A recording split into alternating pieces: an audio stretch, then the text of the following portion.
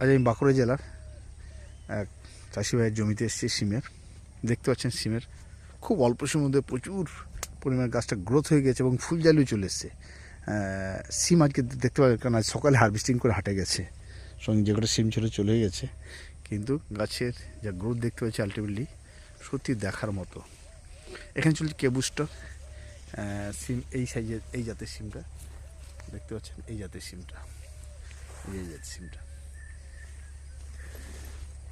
কে booster, কে repel, কে magic shot and কে ব্লাস্ট চলছে, যাতে ধসা না লাগে। যা দেখতে পাচ্ছেন গাছে কোনো ধসা নেই, কিন্তু ফ্রেশ গাছ, প্রত্যেকটা গাছে ফ্রেশ আছে এবং জাস্ট সবে শুরু হয়েছে, 1 সপ্তাহ হারভেস্টিং শুরু হয়েছে। এবার পুরো দমে চাষি হারভেস্টিং করবে এবং প্রচুর পরিমাণে চাষি এখান থেকে লাভবান, কেননা এত ফুলজালি চলে এসছে এবার দেখতে পাচ্ছেন।